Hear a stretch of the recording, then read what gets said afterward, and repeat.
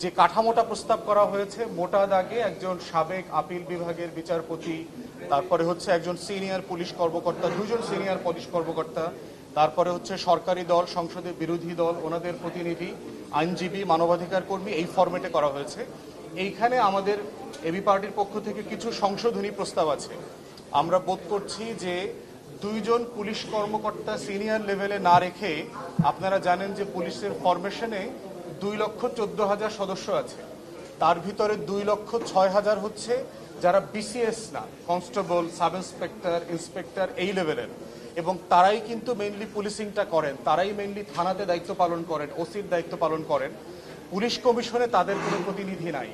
তো যারা জনগণের হয়ে প্রত্যেক দিন পুলিশিং করেন, নিরাপত্তা দেন এবং জনগণকে ভোগান্তি দেন, দুটাই তারা দেন, এই তাদের প্রতিনিধিটা এই কমিশনে থাকা জরুরি আমরা বোধ করছি। দ্বিতীয়ত হচ্ছে সরকারি দল, বিরোধী দলের প্রতিনিধির পরে আবার স্পিকার এবং ডেপুটি স্পিকারের প্রতিনিধি আসলে প্রয়োজন নাই, এটা একই ফ্রেমে আসছে। বরং আমরা বোধ করছি যে একজন রিটায়ার্ড সেশন জাজ দরকার, যিনি আসলে পুলিশ জানেন যে আপনার নিম্ন আদালতে সে তদন্তের জন্য প্রতিবেদন দেয় এবং সাক্ষী দেয়, মামলাটা সে প্রস্তুত করে, জিডি করা থেকে শুরু করে। অতএব এই প্রসেসটা যেই বিচারক ডিল করেন নিম্ন আদালতে, তার প্রতিনিধি দরকার। এবং সেই জায়গাতে আমরা বোধ করেছি যে একজন নিম্ন আদালতের ডিস্ট্রিক্ট জাজ, সেশন জাজ ছিলেন, তেমন একজন এখানে প্রতিনিধি দরকার। তো সেক্ষেত্রে কমিশনটা রিভাইজ করার জন্য একজন আইনজীবীর প্রস্তাব করা হয়েছে। আইনজীবীটা নিম্ন আদালতের অভিজ্ঞতা সম্পন্ন না হলে যেটা হবে, রাজনৈতিক পরিচয় আপনার উচ্চ আদালত থেকে একজনকে দিয়ে দিবে, যিনি আসলে এখানে ভালো রোল প্লে করতে পারবেন না। তো সেই জায়গাতে আমরা বোধ করছি যে এটার ফরমেশনটা আরো একটু পরিষ্কার হওয়া দরকার, এবং পুলিশ সংস্কারের, পুলিশের যে ভিতরকার সংকটগুলো আছে সেগুলো নিয়ে আরো বিস্তারিত আলাপ হওয়ার জন্য আমরা ইতিমধ্যে প্রস্তাব দিয়েছি, এবং ওনারা চেষ্টা করবেন এটাকে আরো নতুন করে এজেন্ডাভুক্ত করবার জন্য। দ্বিতীয় জায়গায় হচ্ছে ছোট করে আলোচনা হয়েছে একটা কনফার্মেশন যে প্রধানমন্ত্রী দুই টার্মের বেশি অথবা 10 বছরের বেশি থাকতে পারবেন না। এইটা হাউসে আবার ডক্টর আলী রিয়াজ আজকে নতুন করে আবার কনফার্মেশন নিয়েছেন সনদে উল্লেখ করবার ব্যাপারে।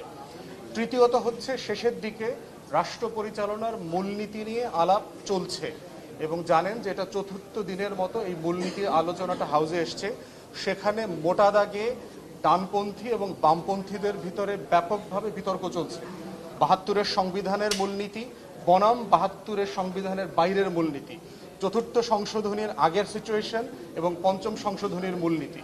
সেখানে বিএনপি সালাউদ্দিন ভাই যে প্রস্তাবটা দিয়েছেন সেটা আমাদের কাছে যৌক্তিক মনে হয়েছে যে কমিশন 4টা নতুন মূলনীতি প্রস্তাব করেছে।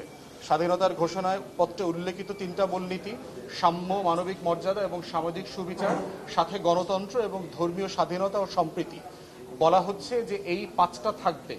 এর সাথে 72-এর সংবিধানে থাকা অথবা পঞ্চম সংশোধনীতে যোগ হওয়া কোনো মূলনীতি যোগ হবে অথবা হবে না, এটা আগামী সংসদের এখতিয়ারের উপরে ছেড়ে দেওয়া হয়েছে।